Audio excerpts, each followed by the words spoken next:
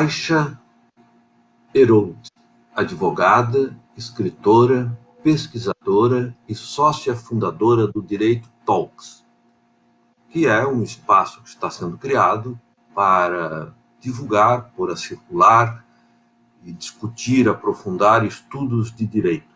Muito interessante, espero que tenha sucesso. Eu gostaria de começar a conversa contigo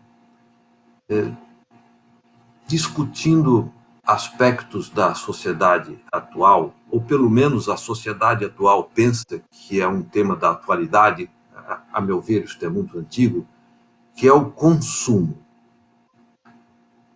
Nós chegamos a um ponto em que ter coisas, se relacionar com coisas, passou a ser um valor mais relevante do que a interioridade, do que a reflexão, do que os afetos. Ou, dizendo de outro modo, os afetos estão nas coisas. Queria te perguntar, o ter está mais relevante do que o ser?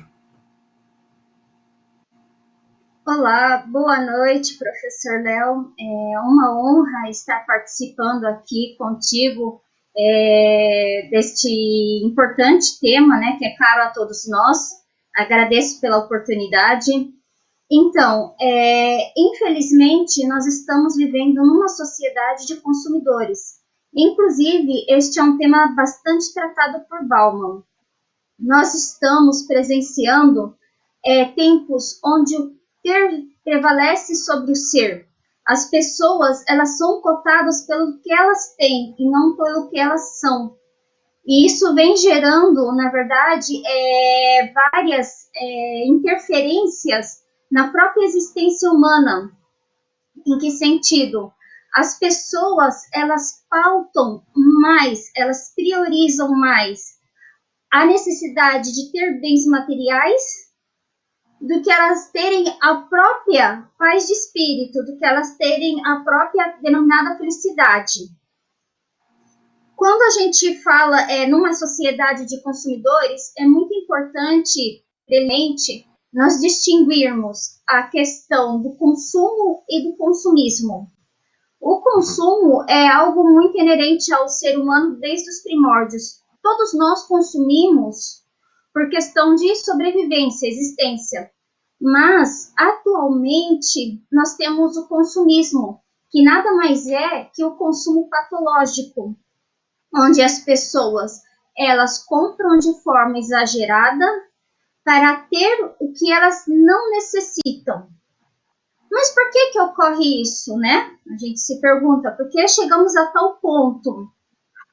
Hoje nós vivemos numa sociedade onde a própria sociedade impõe a nós a compra, a necessidade de ter objetos para que assim nós possamos ser aceitos. Por exemplo, a nossa visibilidade, ela chega a ser a nossa marca registrada. Tem muita diferença de tratamento se você chegar num local com um bom carro, um bom celular, uma boa roupa, e chegar no mesmo local com algo mais simples, um carro mais simples, um celular mais simples. O tratamento que vai se dar à pessoa é diferenciado. E isso, na verdade, ele chega a ser muito impulsionado e exigido pela própria sociedade de consumo.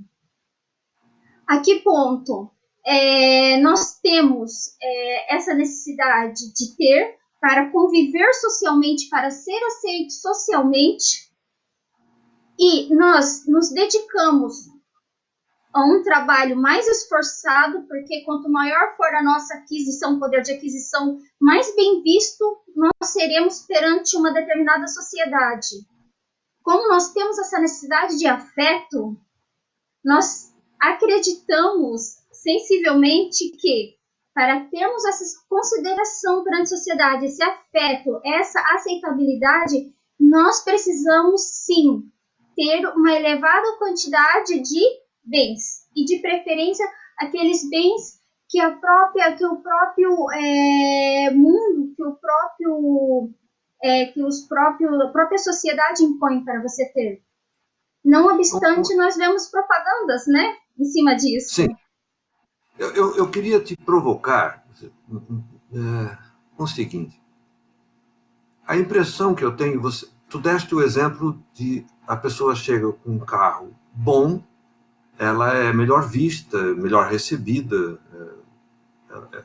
é tida com mais consideração. No passado, se o sujeito chegasse com um cavalo bom, não era melhormente recebido do que se chegasse com um cavalo ruim? E mais no passado ainda, se chegasse com seus apetrechos ornamentais mais excessivos, não seria mais bem recebido do que quem chegava de forma simples? Eu concordo contigo que há uma diferença entre o consumo necessário e o consumismo. Eu queria te convidar a refletir sobre o seguinte: não é uma diferença marcante o consumismo decorrente da tecnologia que permitiu fabricar coisas em grande quantidade e acabamos comprando tudo quanto é tipo de bugiganga desnecessária? Quero dizer, a suntuosidade, o ter, me parece que sempre marcou um pouco a humanidade. A mim me parece que há uma diferença hoje, que é o ter coisas irrelevantes, que é ter coisas em grande quantidade, que é um excesso de relação com a mercadoria que não faz nenhuma importância na minha vida. Eu não sei se me fiz entender, mas queria a tua consideração sobre essa diferença, caso tu concorde comigo ou tenhas um outro ponto de vista.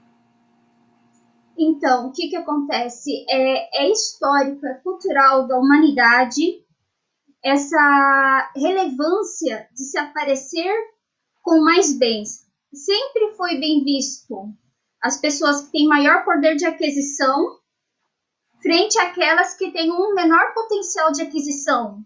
E isso irrelevando a essência da pessoa, porque pouco importa. O importante é o que a pessoa tem, não o que ela é.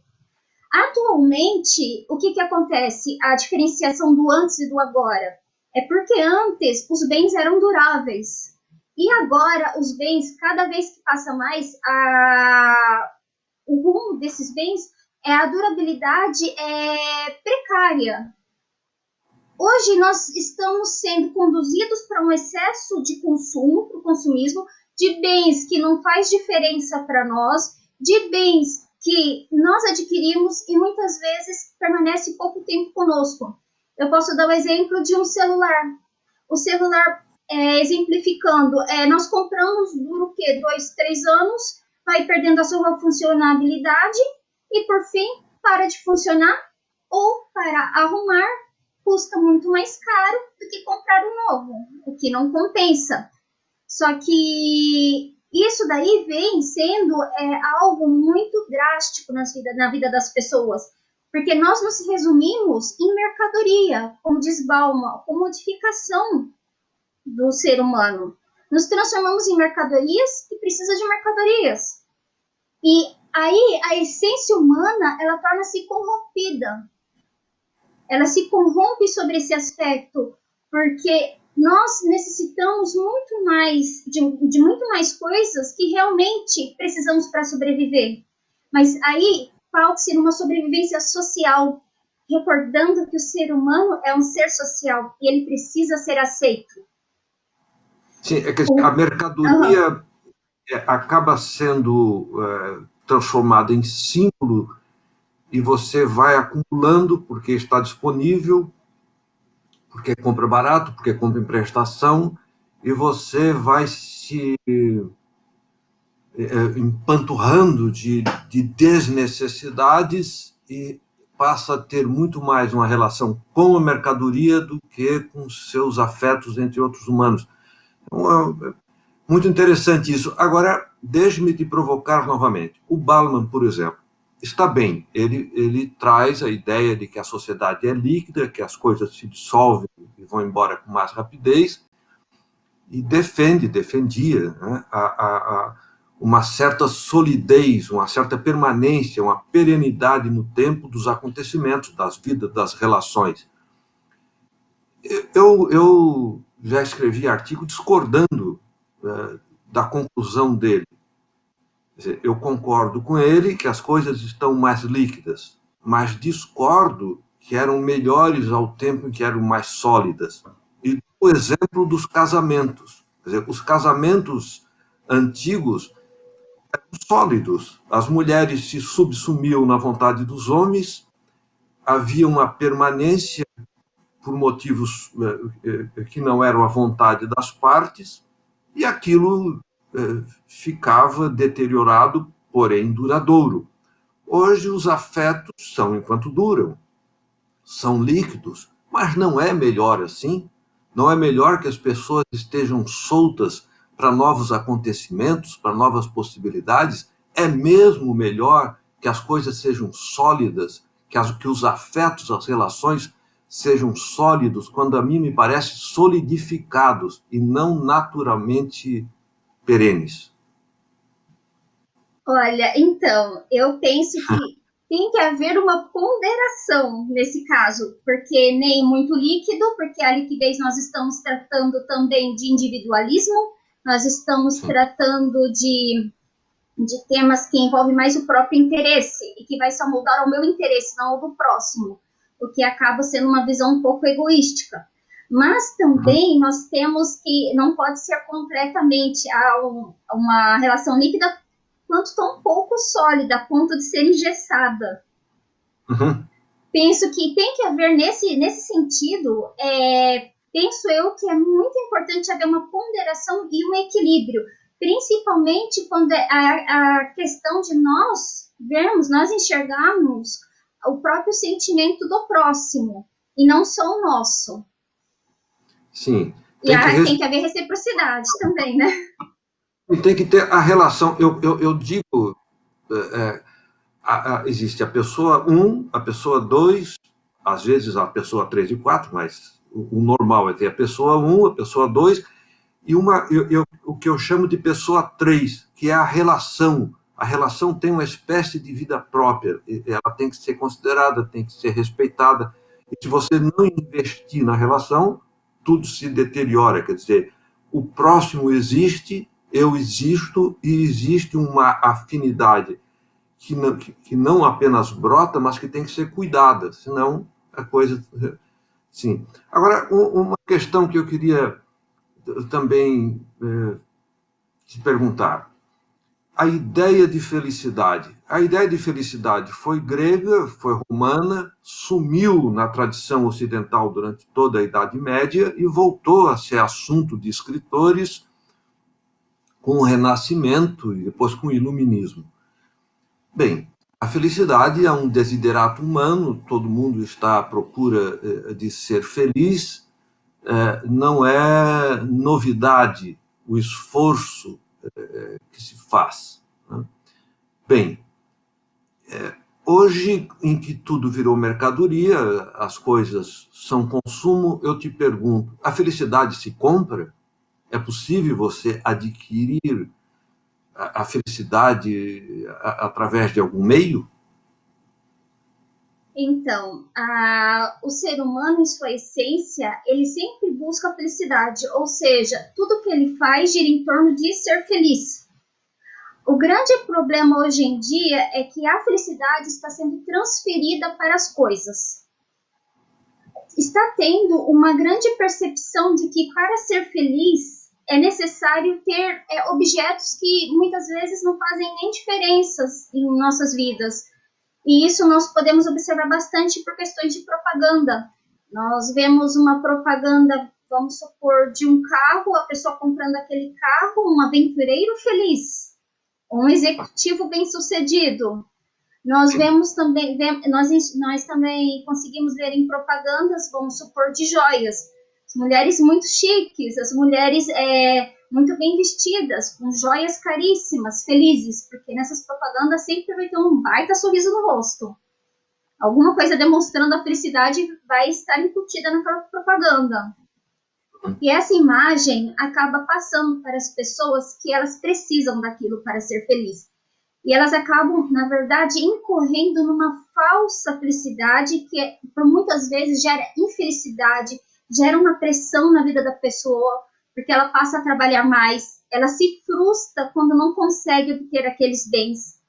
E as redes sociais têm contribuído em massa para o desenvolvimento deste caminho, porque observamos pessoas postando fotos de bens, postando fotos de itens e felizes. Muitas vezes as pessoas sequer estão felizes, né? Na verdade, com os bens adquiridos, mas acaba vendendo essa imagem.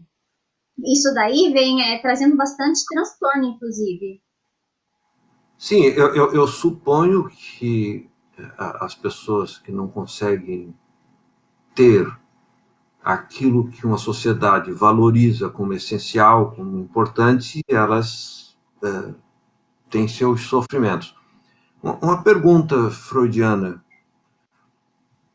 se todos atribuímos os malestares que estamos vivendo a sistema de produção, a sistema econômico, chegamos a dizer é culpa do neocapitalismo. Eu novamente digo, o neocapitalismo é uma produção humana, ele não é um ser, né, que vem me fazer mal, que fica de noite conspirando para de dia prejudicar as pessoas. Né?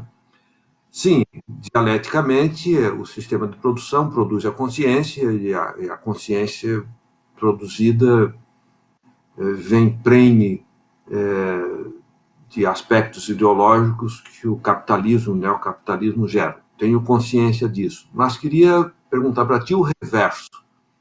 A responsabilidade do indivíduo diante disso. Quer dizer, que culpa tenho eu, que responsabilidade tenho eu, prefiro a palavra responsabilidade, que responsabilidade tenho eu naquilo que eu próprio estou fazendo comigo? Quer dizer, que responsabilidade tenho eu no excesso de consumo, na compra de bugigangas demasiadas, de roupas excessivas, de carros desnecessários? Que responsabilidade o indivíduo tem diante dessa circunstância social que sim está aí? Mas o que faço eu comigo diante disso? Então, todos nós temos a nossa parcela de responsabilidade, principalmente porque nós podemos ter o que se chama de consciência. Nós temos aqui a internet, um mundo aberto. Basta pesquisarmos sobre um determinado tema e nós vamos encontrar respostas. Vamos supor, compramos muitas vezes mercadorias e essas mercadorias, esses bens que nós compramos, nós nos pautamos muito sobre quanto que nos vai custar monetariamente. Qual vai ser o recurso financeiro que nós vamos ter que disponibilizar para adquirir determinado produto. Isso nós conseguimos conscientizar, saber, entender. Mas muitas vezes nós não temos consciência de quais recursos naturais são utilizados, por exemplo, para a fabricação daquele produto. E Sim. Quando nós não temos a consciência disso, muitas vezes, porque às vezes as pessoas não procuram saber, estão ocupadas demais, pouco interessa, porque para mim o meu mundo é aquilo que está ao meu alcance, ao alcance da minha vista, e não mais além, que muitas pessoas enxergam desta forma. E o que acontece? As pessoas acabam com isso, elas olhando para o mundo como se fosse o mero redor delas. E elas não acabam procurando saber o impacto que elas causam com as condutas individualistas delas. Por exemplo, nós temos, igual o que eu falei sobre a questão uma mercadoria que nós compramos sem o conhecimento dos recursos naturais utilizados ou até mesmo da mão de obra. Quem trata desse tema é o Daniel Goleman. Ele traz a questão da denominada etiqueta oculta, que os produtos, eles não vêm com uma etiqueta, eles não vêm com a especificação daquilo que é utilizado para sua produção, nem da mão de obra. E aí as pessoas compram sem consciência. Então eu penso assim, cada um de nós temos a devida parcela de responsabilidade sobre os nossos atos. Claro que a sociedade, ela está pedindo a todo momento, compra isso, tem aquilo. Eu, é claro que vou ter uma outra visibilidade se eu aparecer com vários produtos bem vistos perante a sociedade do que se eu aparecer com produtos, assim, digamos que menos assim interessados naquela sociedade. E isso daí influencia um pouco? Influencia. Mas nem por isso eu posso deixar ser levada por uma sociedade que me impõe a própria destruição do planeta. Eu tenho que ter consciência. E quando essa consciência é coletiva, ela tem um grande avanço. O indivíduo, em última instância, na medida que recusa certos requerimentos que a sociedade de consumo ou de consumismo faz, ele evita danos não só próximos de si, como distante.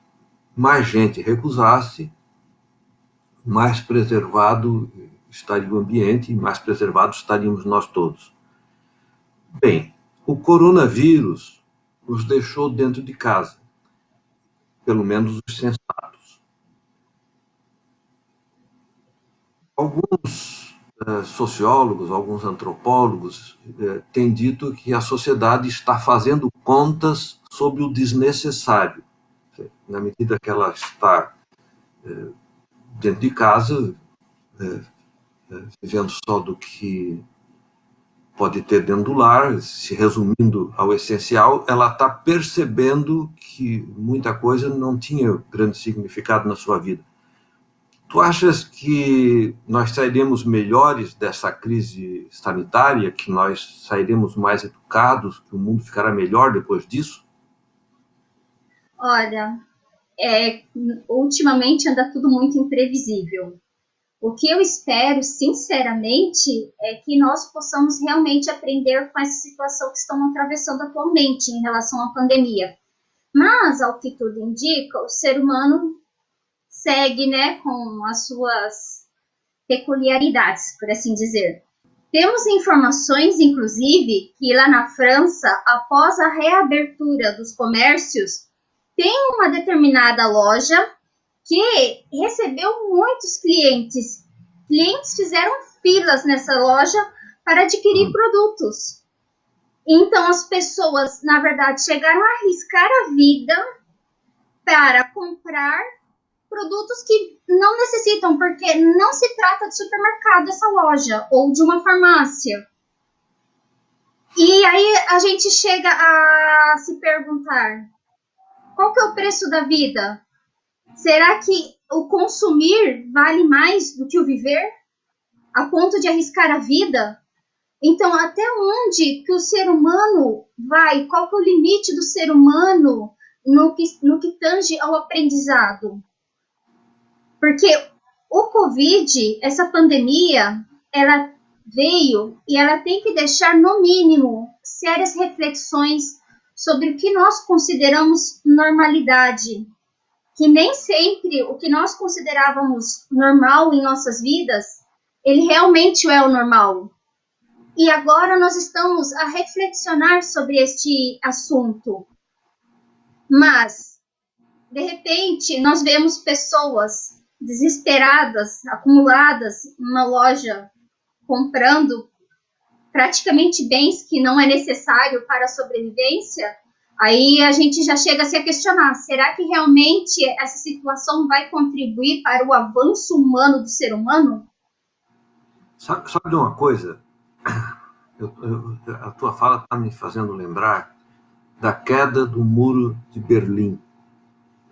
A cidade era dividida por um muro, o sistema socialista de um lado, o sistema capitalista do outro. Bem, caiu o muro. Eu tinha dúvida de quem iria para onde. Quer dizer, o lado capitalista iria correr para dentro do lado socialista para aprender, para ver como é, para se socializar um pouco? Não. O lado socialista correu em direção ao lado capitalista da cidade e não foi visitar os lugares mais significativos? Foi comprar bugiganga. Quer dizer, houve uma invasão de compra de mercadoria irrelevante. Eu não sei se a humanidade aprende. Eu estou relendo Mal-Estar na Civilização, Freud, escrito em situação de fim de guerra, com a expectativa de que talvez se aprendesse, não que Freud tivesse essa expectativa, a expectativa circulante, e em seguida veio a Segunda Guerra. Quer dizer, eu tenho muita dúvida de que a humanidade deixe de ser o que a humanidade é, porque alguns momentos desgraçados acontecem ou são feitos acontecer. Eu não sei se nós nos reeducaremos. Tu tens esperança na humanidade? Porque a tua fala também é um pouco parecida com o que eu penso. Quer dizer, me parece que nós hoje estamos de acordo que a humanidade não vai sair muito melhor disso. Tu também não tens esperança na humanidade ou tu tens esperança na humanidade? Esperança na humanidade a gente sempre tem. Inclusive, nós somos movidos por essa esperança. Fato é que, se nós observarmos sob uma perspectiva histórica, o ser humano sempre está cometendo os mesmos erros e caindo praticamente nas mesmas armadilhas. O que nós esperamos é realmente uma evolução do ser humano, não enquanto somente ser tecnológico, enquanto ser que só busca por crescer economicamente ou que seja tecnologicamente, mas que também cresça como ser humano, na questão da sua sensibilidade para com o próximo. E é isso que nós mais almejamos. E se o ser humano foi isto mesmo? Porque há um desejo que vários de nós expressamos, que o ser humano seja outra coisa, cresça noutra direção, se desenvolva de outro modo. E se o ser humano foi isso mesmo? Afinal de contas, faz tanto tempo que ele se repete. Será que o ser humano não é isso mesmo e acabou-se? Olha, penso que nós temos muito a evoluir, porque somos seres evolutivos que evoluem. Então, a nossa tendência é evoluir, mesmo que essa evolução ela seja lenta demais. A compreensão do ser humano sobre si próprio e a compreensão do ser humano para compreender o seu próximo, isso daí, na verdade, é uma evolução lenta. Por isso que muitas vezes nós caímos nos mesmos erros, por questões egoísticas, individualistas, mas o que eu penso é que a esperança de o ser humano conseguir evoluir como ser humano mesmo, em sua mais íntegra sensibilidade, é o que me faz mover e acreditar e pesquisar e continuar evoluindo esses estudos. Sim, eu penso em filósofos importantes, né? Hegel, Kant, eles acreditaram muito na história, na evolução humana, inclusive com certas fórmulas necessárias que, se cumpridas, as coisas aconteceriam. Depois eu me lembro de Nietzsche, que não acredita em absolutamente nada. Me lembro de Camus dizendo que o único tema relevante que a humanidade tem é discutir o suicídio. Não é? Então, eu não fico na situação de um nem de outros. Eu apenas digo que a humanidade é o que é, e não o que desejamos que ela seja. E neste o que é, eu acredito que ela tenha aprendido. Se a grande parcela dos humanos se repete no que há de pior, a civilização em si tem progredido. Eu acho que as circunstâncias de vida na civilização são muito melhores hoje do que foram no passado, que a história registra como miseráveis, violentos, muito pior do que hoje. A situação da mulher que o diga, né? De meio século para cá, mais especificamente de 70 anos para cá, há transformações marcantes na humanidade, na sua condição de possibilidade, não exatamente em cada um dos humanos. Eu queria te perguntar o seguinte: a tua história pessoal transita por duas tradições, né? Nós temos a tradição ocidental, que ela é semita, cristã, católica, depois protestante, enfim, é a civilização europeia que se estabeleceu pelo mundo. E tem a civilização asiática, e tem a civilização árabe, que também informa a tua história. Tu também passaste por ela. Tu acreditas que estes são males de uma civilização, são males da humanidade? Tu acreditas que essas mundialização, o trânsito de pessoas entre civilizações contribui para a educação, contribui para mais ódio? Como é que tu vês, tu que tens uma experiência pessoal de trânsito por modos de pensar diferentes, como tu vês isso, Aisha? Professor Léo, eu comunico que caiu, houve uma interferência e eu não escutei uma parte da pergunta. Então, eu repito.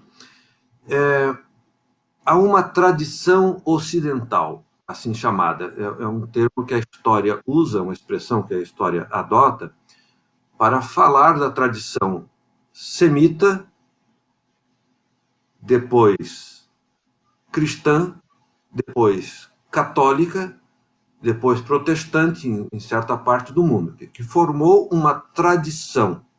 Bom, a tua vida pessoal te dá notícia, te informa desta tradição ocidental, assim chamada, mas também tu tens convivência com a tradição árabe, que em diversos aspectos é diferente da nossa.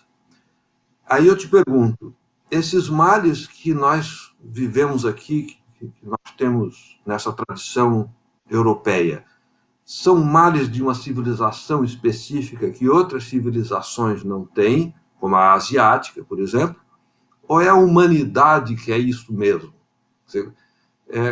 Qual é conforme a tua experiência pessoal, o que tu nos diria a respeito? Olha, em relação à humanidade, muitas vezes generalizarmos, isso é muito profundo. Nós podemos incorrer em um risco muito grande de estarmos julgando ou fazendo previsões equivocadas.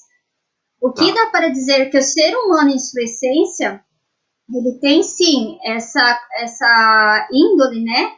De sempre querer estar melhor do que o seu próximo, e por isso ele sempre vai estar adquirindo bens e produtos para estar melhor, ou às vezes, inclusive, cometendo atitudes inaceitáveis. O que acontece é que o mundo, ele por si só, ele tem bastante culturas e bastante modos de vidas. Em alguns lugares, como nós podemos perceber, o consumismo não é bem visto. A pessoa que consome demais é visto como algo assim, digamos que exagerado, que a pessoa alguma coisa de errado ela tem para estar consumindo tanto. E em outros locais nós podemos observar, em sua grande maioria, inclusive, que o consumismo ele é predominante. Que é o contrário, que quando a pessoa não consome tudo aquilo que a sociedade impõe, que o mercado impõe, aquela pessoa, alguma coisa de errado ela tem, ela não é bem vista, não é bem recepcionada perante essa sociedade mais consumista. Uhum. E aí é que nós temos que cuidar com a questão da generalização. Não entendi a última fala. Temos que cuidar. Com a questão de generalização. Tem uma fala tua, que tu expressaste duas vezes, um pensamento teu, que é a questão da essência do humano. Bem, os existencialistas, e mais especificamente Sartre, têm a famosa frase que a existência precede a essência. Quer dizer, o humano não teria uma essência, ele tem uma existência que o produz. E ele é resultado dessa vida que levou. Quer dizer, a cada instante ele está sendo resultado das suas circunstâncias produtoras de cada um dos humanos, que não haveria uma essência geral para a humanidade. Bem, talvez por isso eu acredito que a civilização tem a chance de produzir humanos com outra essência, porque ele terá uma existência mais civilizada que gerará uma essência mais responsável, mais preocupada, mais associada ao mundo em que ele está inserido.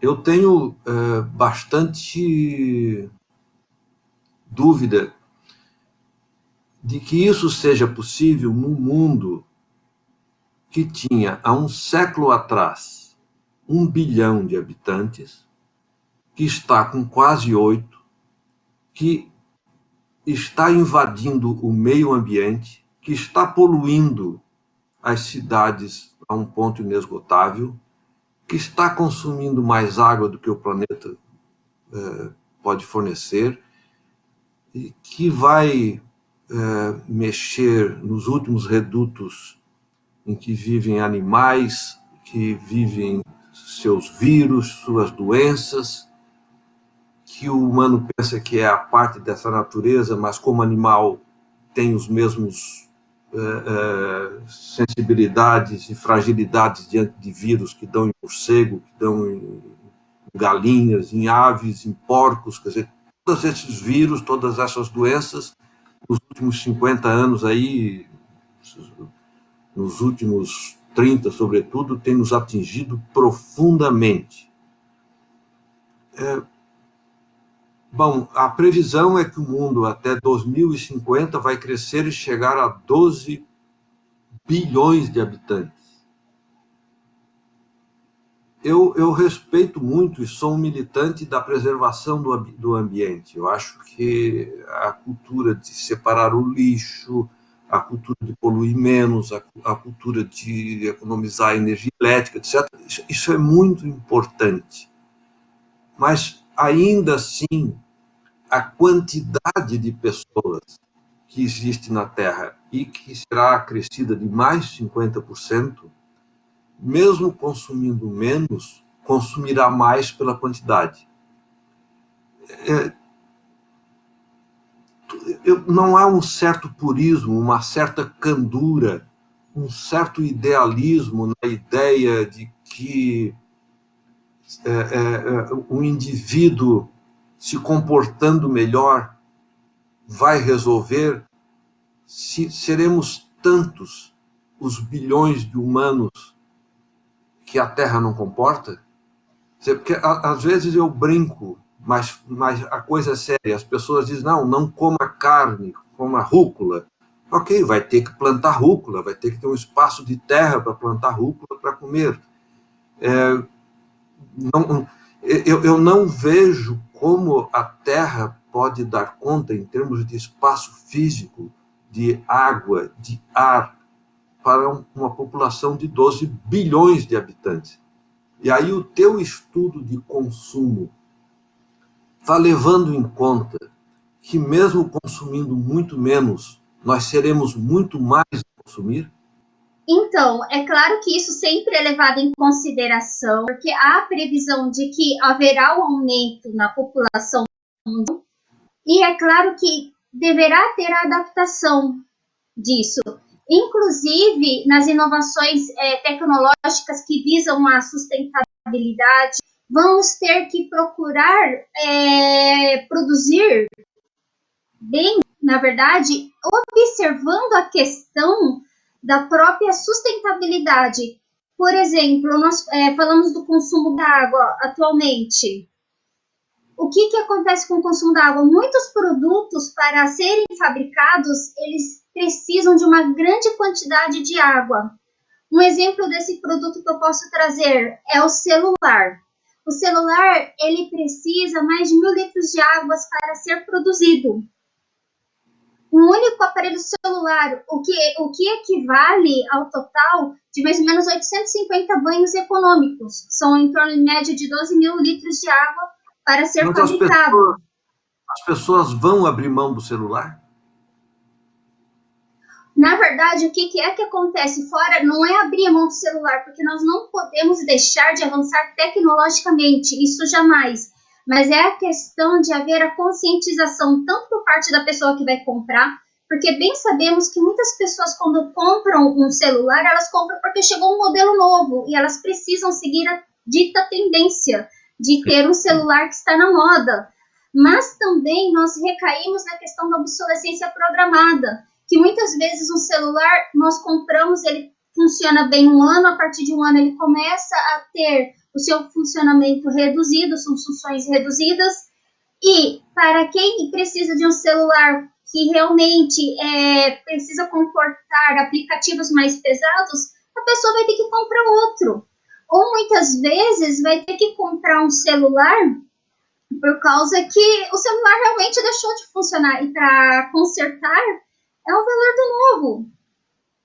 Sim, então, olha só o custo que tem a produção de bens em vista da questão da quantidade de humanidade.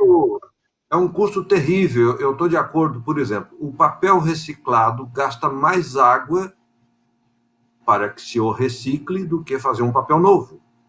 O mundo está numa circunstância bastante encurralada, que eu tenho dificuldade de ver saída.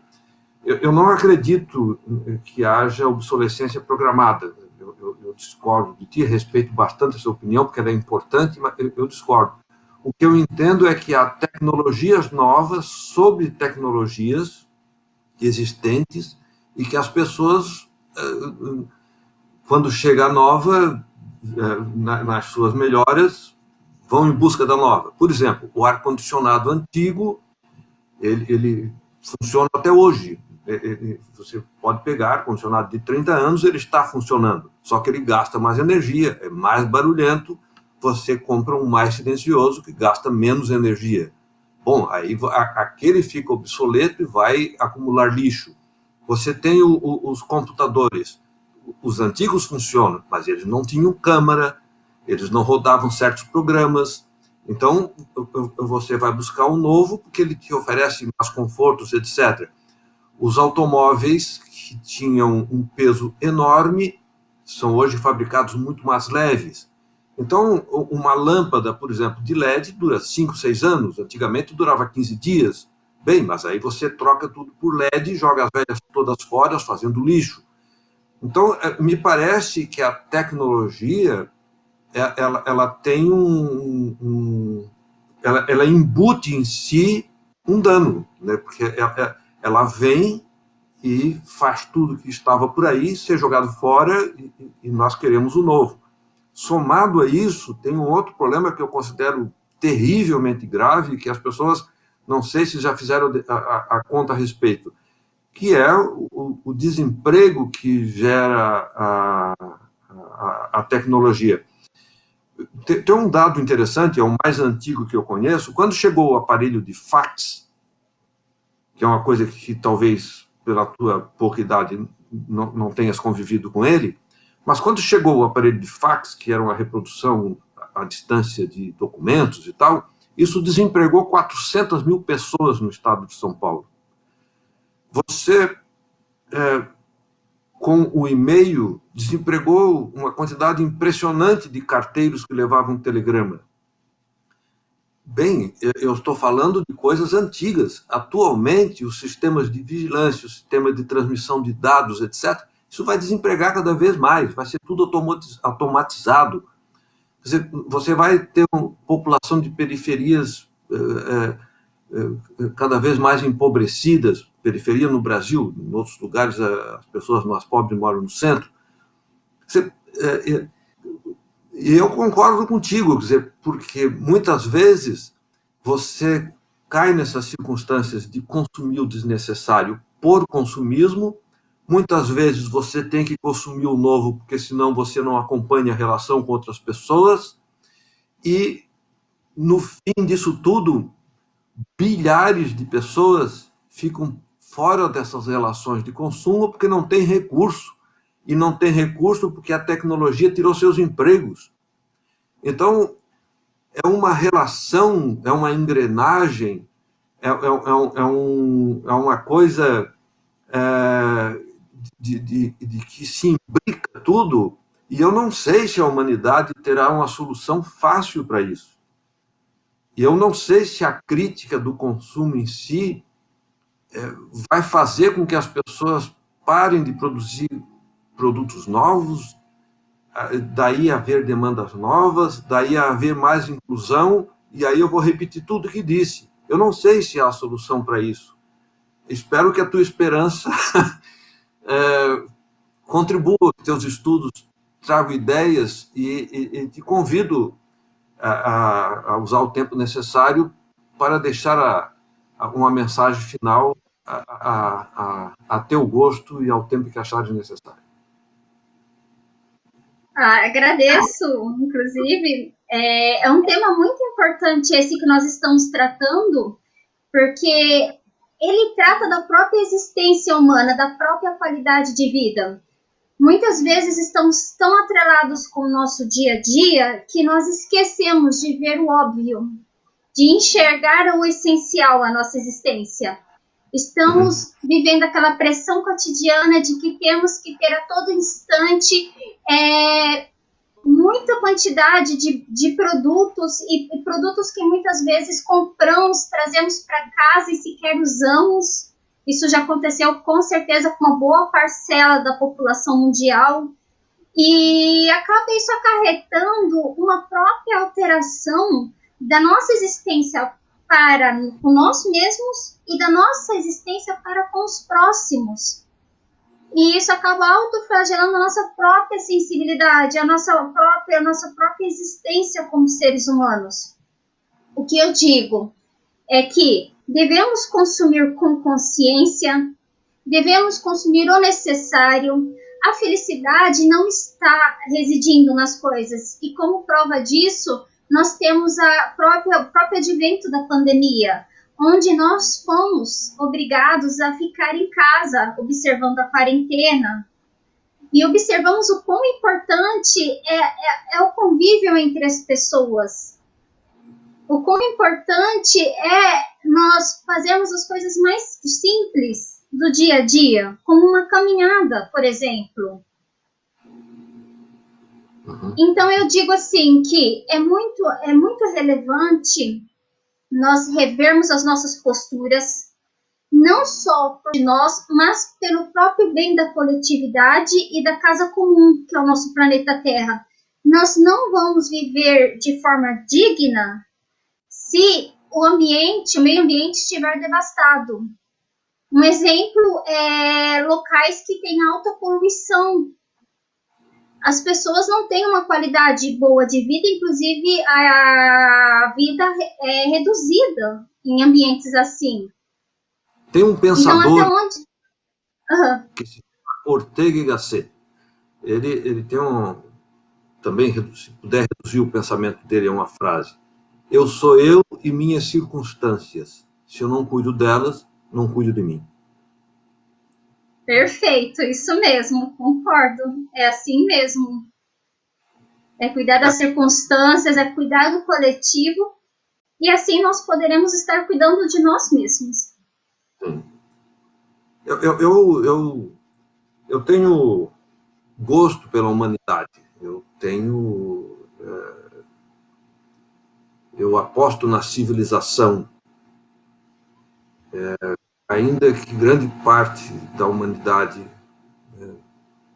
não se deixe civilizar, eu acho que o mundo tem ficado melhor no sentido de oferecer mais oportunidade. Nós temos mais possibilidades, ainda que sejam produzidas por poucos, que a maioria não acompanhe. Nós temos tido avanços que a mim me parecem muito importantes, muito claros e dignos de ser reconhecidos e levados adiante. Bem, Aisha, o Instituto Cidade agradece muito tua participação. Nós somos um espaço de produção de conhecimento, de produção de saber. Queremos ter conversas inteligentes como esta, queremos pôr ideias a circular, queremos contribuir para o processo civilizatório. Então, eu quero pedir a todo mundo que tem ouvido a nossa conversa, se puder inscrever-se no canal, se puder ajudar a divulgá-lo, nós ficamos imensamente gratos. Obrigado, minha cara. Foi um prazer conversar com uma pessoa tão inteligente, tão sensível às coisas do mundo. Eu que agradeço pelo convite, fiquei muito honrada, aceitei prontamente, e é sempre uma grande alegria debater temas tão importantes com um professor como o senhor. Fico muito feliz com o convite.